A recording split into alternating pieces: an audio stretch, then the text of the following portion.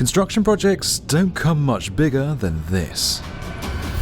HS2 is a new high-speed railway being built right up the heart of Britain, with the promise of economic growth, low-carbon travel, more capacity, and some of the fastest trains on Earth.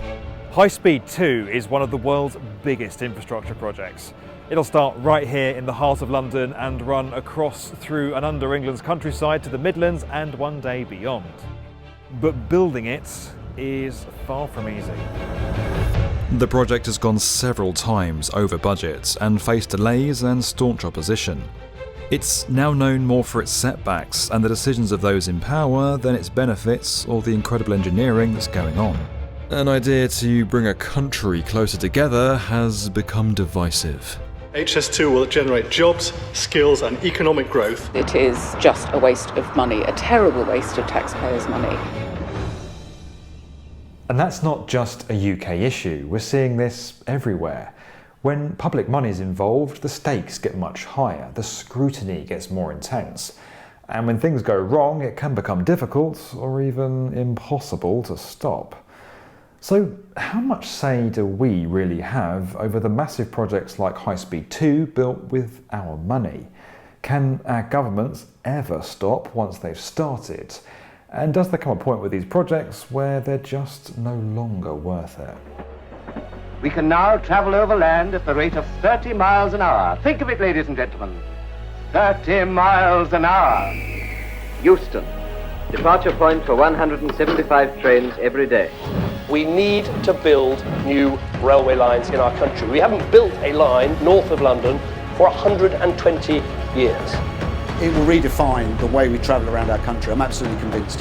Finally giving the home of the railways the fast connections they need, and none of it makes any sense without HS2. The way that UK government makes decisions with ebb and flow depending on the political weather, that's not how you deliver major infrastructure. We're in a climate emergency. We need to be doing sustainable creation, not destroying the country. This project is absolute madness. In the whole size of HS2, the only thing to do is keep digging. HS2 will deliver lots of benefits, there's no question about that. The question is whether it's worth the costs.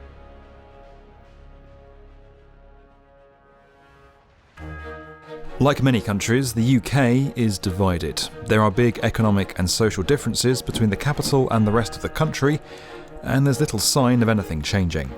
Back in 2009, the government proposed a new high-speed railway to better connect London and the north of England, spreading wealth up the country. 3 years later, that project was approved and billions of taxpayer cash was set aside for it. It's called High Speed 2, which is often shortened to HS2, and it's being built in 3 stages. Phase 1 runs from London to Birmingham, Phase 2A will carry the route to a town called Crewe, and 2B takes it to Manchester and originally Leeds. High-speed trains would then continue on to other parts of the country at normal speeds, using the existing network, so those living in the wider north and Scotland can benefit too. The trains will have a top speed of 225 miles an hour, the fastest in Europe. Now, to do that, they need a track that's as straight and flat as possible, but drawing a straight flat line up England isn't easy. Some 90% of the Phase 1 route will be up on bridges and viaducts, or dug below ground in tunnels and cuttings, making it an immense feat of engineering. A journey north from London will begin here, in a new 3-storey terminal at Euston. It'll have the UK's longest concourse, a prefabricated geometric roof, and 10 platforms built some 8 metres below ground. This site down here at Euston is where that massive new terminal is going to start to rise in the years to come. Now, it might not look like much right now, but just getting to this stage has been tough going, and the team has faced all the kind of challenges you might expect them to face when clearing a site like this in the heart of a major city. Existing buildings, neighbouring properties, traffic, services, and of course the current live railway running into Euston alongside them.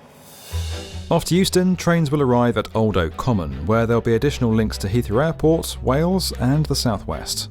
The first landmark outside London is the Colne Valley Viaduct. It'll run for 3.4 kilometres across several waterways and become the country's longest railway crossing. Next up is the 16-kilometre Chiltern Tunnel, the longest and deepest on the entire route, sitting up to 90 metres underground. Then it's another tunnel, but this one is less about length and depth and more about what's above it. The UK has over 300,000 hectares of ancient woodland. That's trees that have been around since 1600. Despite weathering the ages, some of those trees now find themselves in the path of HS2. Instead of cutting them all down, planners have tried to limit their destruction, and one way is to go underneath them, like up here at Long Itchington Wood. This is one of HS2's new tunnels, and just behind me back there is where construction teams are working away to dig this route deep beneath England's countryside. Now, when you're down here, you can't help but be blown away by the scale of the engineering that's going into this project. In years to come, people on trains are going to pass through here in a matter of seconds. They'll be drinking a coffee, doing some emails, and they probably won't even notice. But to make that leisurely experience possible, construction teams are putting in the grind, using 2,000-ton tunnel boring machines like this to cut a path. The machines feature a cutting head at the front and a system that quickly takes soil back up to the surface in these pipes along the sides of the tunnel. This is the very front of one of HS2's tunnel boring machines. Just ahead of me up there is a massive cutting head that's steadily eating its way through the soil by about 20 to 24 metres a day. Slowly but surely, this machine is building part of HS2. The Long Itchington Tunnel will run for 1.6 kilometres and be the first to complete across the whole route when it finishes in 2023. It's just one example of some of the massive feats of engineering that are taking place between London and the Midlands to enable this high-speed line to run. In time, those incredibly fast trains are going to run across the ground I'm currently standing on, through this cutting, and on towards Birmingham. The last stop before Birmingham is the Solihull interchange, currently billed as the world's most eco-friendly railway station, with connections to the airport and the exhibition centre. Phase 1 then all culminates at Birmingham Curzon Street. It's the first intercity rail terminus built in the UK since the 1800s, and it'll feature an arched roof inspired by the railway pioneers of that era. It's all a lot of work and money to connect London and the Midlands, but there's a payoff. Economic growth. The idea is that the billions being poured into this project will be paid back, and that millions of people will have their quality of life improved. High-speed rail effectively brings major cities and population centres closer together. Businesses can access larger customer bases, supply chains and labour pools. Integration and trade are improved, productivity goes up, and commuting longer distances becomes possible. You no longer have to buy a house in an expensive region in order to work there, and that takes pressure off the housing crisis. HS2 will slash journey times. Getting from London to Birmingham will take just 45 minutes, 37 minutes quicker than today. But better connectivity between regions is about more than just speed. There's another key word in all this: capacity. If you take a look at the UK's rail map, you might question whether this project makes any sense. London already has a direct connection to Birmingham and Manchester via the West Coast Main Line, so why build another? Well, because it's one of the busiest railways in Europe. It's used by intercity, local and freight trains all at the same time, and things can get crowded. HS2 will be just for high-speed passenger trains. It'll mean getting up and down the country quicker and free up much needed space on the existing lines. The hope is that this all makes taking the train an obvious choice, as compared to driving or catching a domestic flight. It's designed to be the world's most sustainable high-speed railway, offering carbon-free travel from the day the trains start running. It all seems like a good idea, but there are some who question whether the UK actually needs this high-speed line at all. Unlike some other countries renowned for their high-speed rail networks, the UK's major cities are all much closer together. That's a factor that's perpetuated the lack of an extensive high-speed network in the UK to date, and one reason why it hasn't cultivated much homegrown talent or expertise good at building it. The guy tasked with assembling and leading the team that's having a go for the first time in decades is Mark Thurston. HS2 is a once-in-a-generation project. We will connect all the major cities on that corridor in our country at high speed. Clearly make a massive difference to the way we decarbonise our transport system. I mean, it is unprecedented. Over 300 sites alone just between here and the West Midlands. But also, again, if you look around us here in Euston, we're right on top of the local community. So how do we build this railway sensitively in a way that respects people who've got to kill their lives, for some years yet, until this railway is fully commissioned? Now, you might be wondering who gets the say over whether or not big, expensive projects that impact so many people's lives like this get to happen. Well, it's complicated, but stick with us because grasping this will help you better understand how your tax money is being spent. The UK is a constitutional monarchy. The sovereign is in charge but delegates all their power to a democratically elected government and lower house of parliament called the House of Commons. Like many countries, we elect people from each region to sit on that parliament and represent us. The political party that wins the most seats forms the government. They get to control all the government departments and decide which laws are introduced and debated in the House of Commons. They pretty much set the agenda. Now, we decide which candidate or party we're going to vote for based on what they say they're going to do. And in the UK, the two major parties, the Conservatives and Labour, both advocate the principle of a new high-speed rail line. So, in a way, the people chose this. The elected UK government formally decided to build HS2 back in 2012. After a lot of debate and consultation, finally in 2017, Parliament overwhelmingly passed a bill giving the government special powers to build, operate and maintain Phase 1. When Boris Johnson then became Prime Minister in 2019, he commissioned the Oakervie Review to advise his government on whether and how to proceed with the project. Then he made the final call. The Cabinet has given high-speed rail the green signal. We are going to get this done. At that point, with powers already obtained from Parliament back in 2017, Boris signed the final notice to proceed with the project. Permission for Phase 2A followed in 2021. To try and get a better understanding of this complicated process and how it's used to approve projects like HS2, I went to see Stephen Glaister. He's Emeritus Professor of Transport and Infrastructure at Imperial College London, and he was a contributor to that Oakervie Review. The parliamentary process, of course, is very important with a big scheme like this. You can't build a railway in this country without parliamentary approval. The government has made a decision in principle to build this scheme. So it's a matter of policy to build the whole scheme. The parliamentary process is to allow people who are badly affected to make their case about how their interests should be dealt with. In 2012, when the project was first backed, it was given a target finish date of 2026 for Phase 1 and 2033 for Phase 2. The initial budget was set at £32.7 billion. That's a lot of cash. It gets funded by something called a grant in aid from the government, which in turn gets its money from the tax-paying public, people like me and you. Small amounts gathered from millions of us can create a hefty budget, and that's what puts most national infrastructure projects in a completely different budget galaxy to skyscrapers or other buildings funded by private companies or people. Even tech giants like Google, Facebook or Apple don't spend more than a few single-digit billions on their flagship projects, and they're some of the richest firms in the world.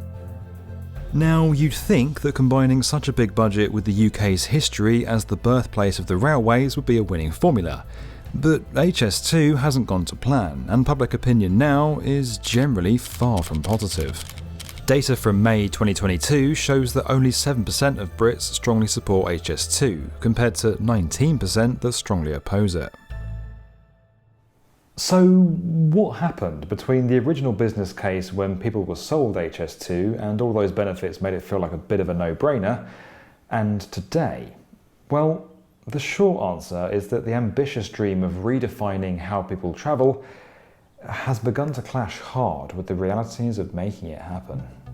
Many are unhappy with the choice of route. Residents and businesses have had to be moved out of the way. Thousands of people have been served with compulsory purchase notices, and others have seen their properties plummet in value. These initial works mark the start of years of heavy construction and a crash in the value of property nearby. Sadly, this is often the trade-off when building infrastructure. To benefit millions, a minority are asked to pay a heavy price. Building a project like this, on a route like this, inevitably means you're going to have to make some tough decisions at some points on the way around what has to move out of the way. Yeah, I mean, if you look at what we're doing here, just at Euston alone, you know, right on top of the local community, a live railway station just behind us, massive demolitions in the background here just to sort of clear the footprint for the station. So to your point, those tough decisions are made. You could point to multiple examples of them all along the route. However, some property owners feel they've been offered unfair valuations and have criticised how they were dealt with. But perhaps the biggest source of contention has been the project's environmental impact.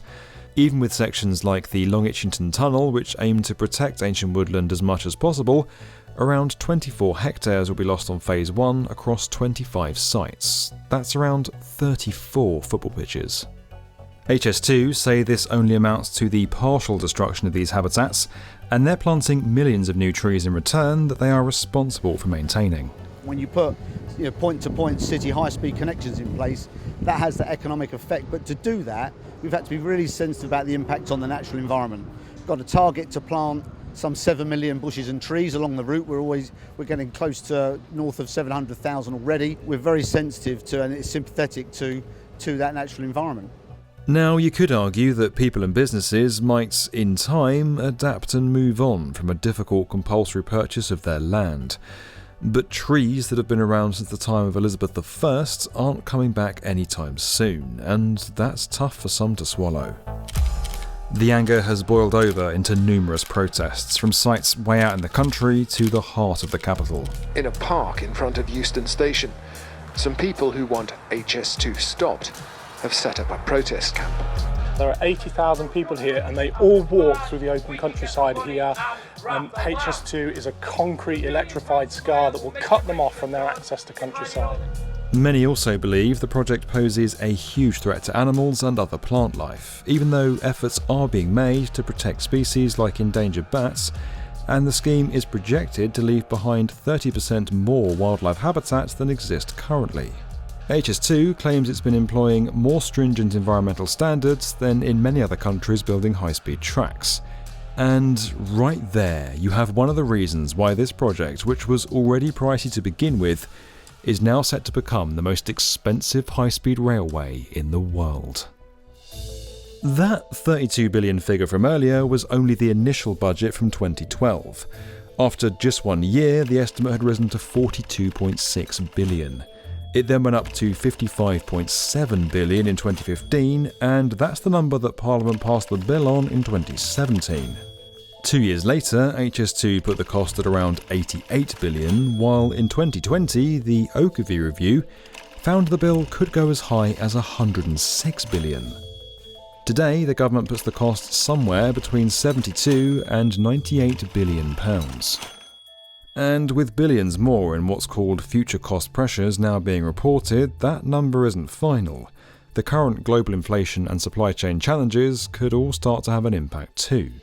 44.6 billion is now going on Phase 1 alone, more than the entire project was supposed to cost at first. And almost £15 billion of that has already been spent. We asked HS2 for comment on these budget issues, and they responded that the project remains within budget, meaning the latest budget that's been set. They added that the original budget was worked out using simple calculations and 2011 rates that didn't take the scheme's full complexities into account. Whatever your take on this, the cost now is a lot more than what was in the budget when Parliament chose to approve it. Would our elected MPs have made a different decision if they knew how much it would eventually cost? Parliament was asked to make a decision in principle, but they were offered a set of costs which are much less than the outturn cost. Had they been offered at a cost of 100 billion, they might have come to a different answer on behalf of us all. The project's been hit by delays too. Phase 1 was supposed to finish in 2026, but now it's 2029 at the earliest. As for the entire network, which was meant to wrap up by 2033, it could now be as late as 2041. 2B hasn't cleared Parliament yet, so exact details of what it will look like and where it will go remain uncertain. A bit of a case of to be or not to be. Along the route, there have been some unexpected complications which have had pretty dramatic consequences. In 2019, ground conditions had become, in the words of HS2's then chairman, significantly more challenging than predicted. He revealed that the 2015 cost estimate for Phase 1 was made without the benefit of any investigation of ground conditions or similar levels of detail across all areas of scope. More time's been needed for ground settlement, adding to the delays, and there have had to be route changes further north to avoid obstacles like salt mines. It's also been revealed that the cost of buying up property for Phase 1 is over 3 times more than first thought, at around £3.9 billion. That's according to figures provided to us by HS2. They added that every home, business and piece of land is unique, and there are sometimes different opinions between owners, their professional advisors and HS2 about the value of a property. In all cases, we seek a fair deal for both claimants and the taxpayer. There have been delays to the stations too, including here at Euston. The latest designs were only revealed in March 2022, 7 years after the first images were made public, and after construction here had already begun.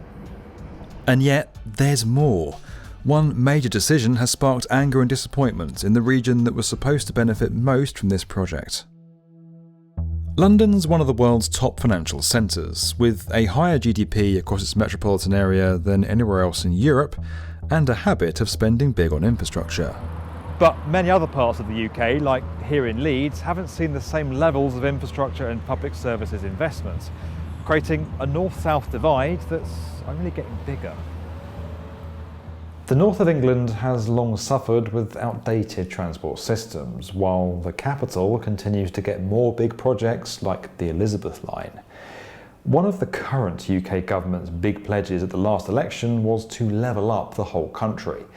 Now, that involves boosting local economies outside London, and building a high-speed train line to them would be a good start. To try and really understand the north-south divide and what a high-speed railway could do for this part of the country, I caught up with Henry Merrison from the Northern Powerhouse Partnership. It's an independent body that represents businesses and civic leaders across the north. How much of a north-south divide is there in the UK, and is it getting better or worse in your view? So our analysis of the most recent ONS data, which is collected for all the regions of the UK, shows that London has really bounced back.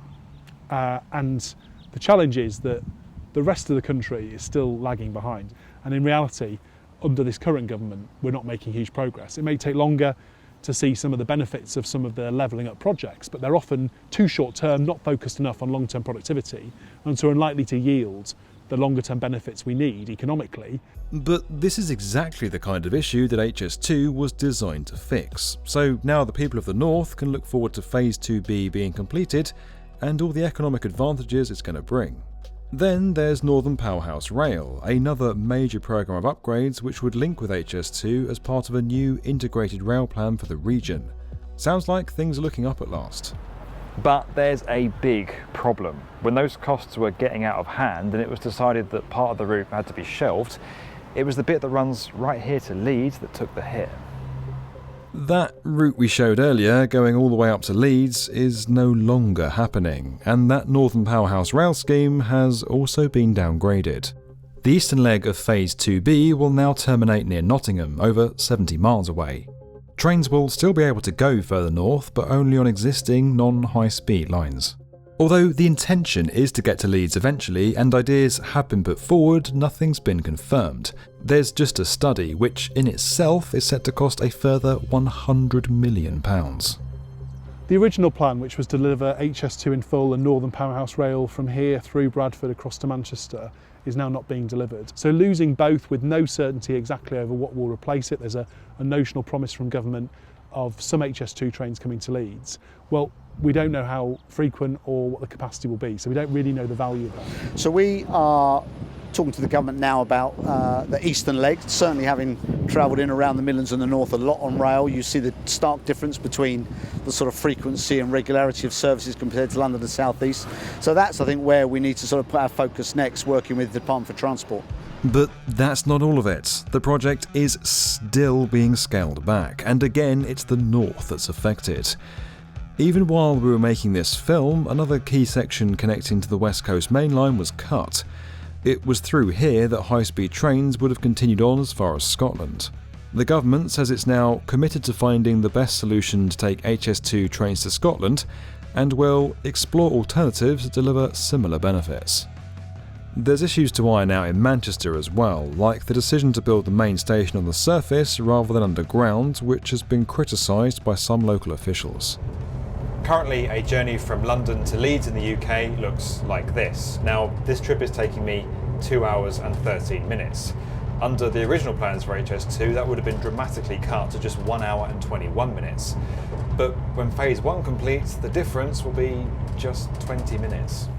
From what we were promised with HS2, that original dream, this fantastic railway connecting all parts of the UK, or certainly the north, has public opinion shifted now?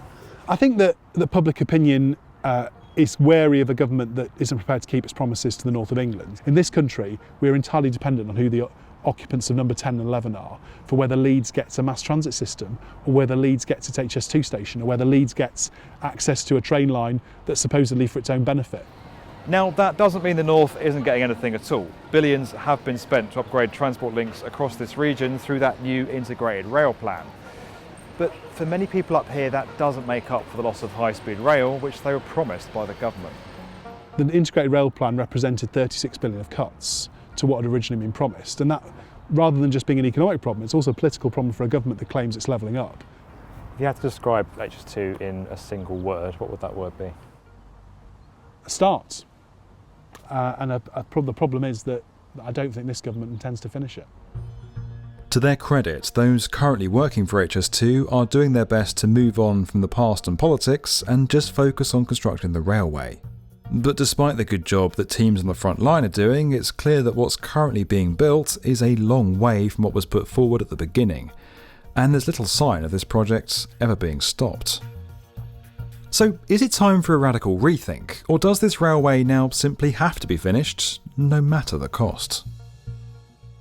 HS2 might have gone from an ambitious dream to a bit of a nightmare, but the UK is far from the only country to have had a few difficulties when it comes to building new infrastructure. In fact, many other public-funded railways have also fallen behind schedule and gone over budget. California High-Speed Rail in the US and Stuttgart-Ulm in Germany are just two examples. Big energy projects don't seem to fare much better either. The Olkiluoto 3 power plant in Finland and China's Three Gorges Dam both faced big challenges.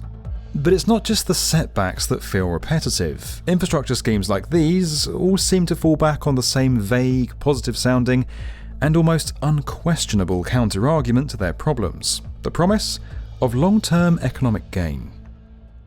The almost counter-trump card to all the delay, the controversy, is this card of economic gain, economic growth. And actually this is going to be, it's painful now, but it's going to be worth it in the long run, don't worry. Where's the line? How many more billions, how many more cost uplifts, how many more unexpected events before we say, actually, you know what, this just isn't worth it anymore, it's just too much hassle and we're never going to see the benefits? Or are we locked into this now, whatever it takes? There's no mechanistic way of deciding whether or not something's worthwhile or not. At the end of the day, it is of course a decision for government on behalf of the nation. People do not understand what this is going to cost the taxpayer. If you take 100 billion and divide that by the population of the country, it turns out to be over £1,000 per head. Bearing in mind that HS2 will be of use, direct value, to rather a small proportion of the population. So there's a real issue there.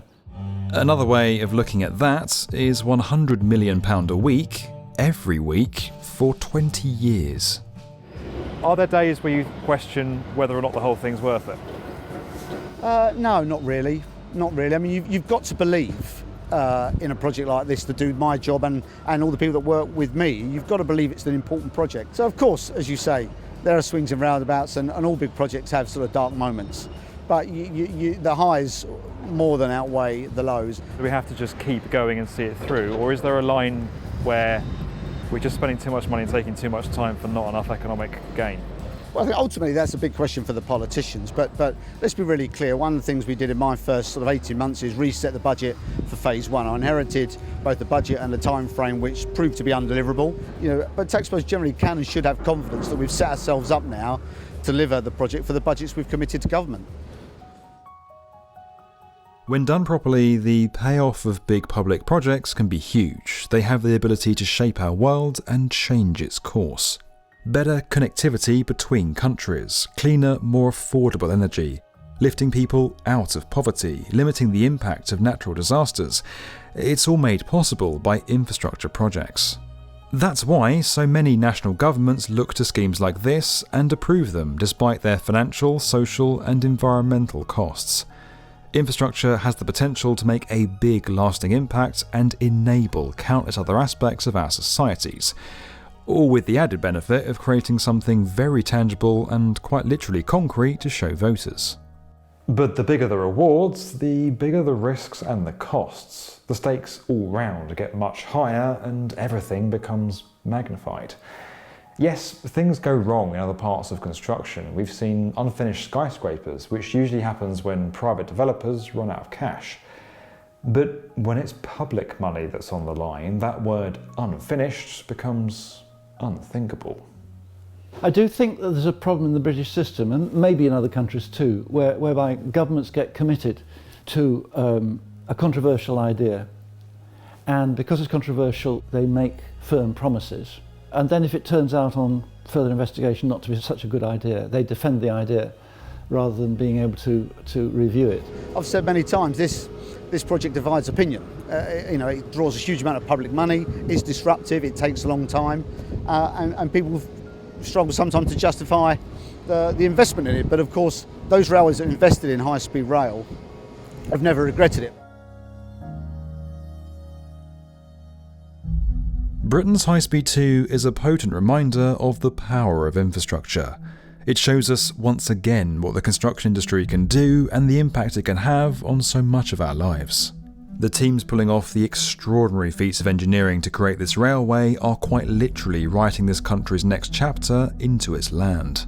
For whatever the mistakes of this project's management or the discourse around its very existence, that's something that can't be taken away from these amazing people, and that'll inspire future generations of engineers. And yet, around the world, the impact of what teams like this do places them in a firestorm of debate. Infrastructure schemes almost always face an uphill battle to deliver on their pledges and restore faith with the people they'll serve. We might be the ones coughing up the cash, but we're not calling the shots. While governments can be voted out, once projects like this get going and the train has left the station, there can be no going back. HS2 epitomises the story of the infrastructure megaproject. Huge benefits are laid out for future generations that citizens of today must bear the cost of, just as our predecessors did for us.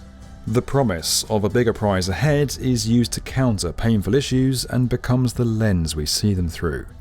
Fear of stopping drives people on. Supporters and detractors are selective with their facts. We're told that we'll one day forget it all and only experience the benefits, but that verdict is cruelly deferred by decades. Only time will reveal the true extent of HS2's success and whether the decision to carry on was really worth it. But like so many infrastructure projects around the world, it will undoubtedly leave its mark on this nation. It's not the first massive scheme in history to daunt people with its costs, challenges and ambition. And it won't be the last. It will redefine the economic geography of our country. It will transform the way we think about low carbon travel in our country. And I think, frankly, certainly if you're based in the Midlands and you live in the Midlands and the North, you won't realise the true effects it'll have until it's open. Like so many of the world's biggest infrastructure projects, Britain's High Speed 2 promises enormous benefits, requires huge amounts of money, is grappling with immense challenges, and contains enough nuance and trade-off to sharply divide opinion. But for whatever you may think of this and other big public projects like it, it's kind of time that more of us sat up and took notice of the extraordinary influence that the construction sector has on all of our lives, and the massive projects being built with our money and in our names. Guys, if you enjoyed this video and you want to find out more about this incredible industry, make sure you're subscribed to the B1M.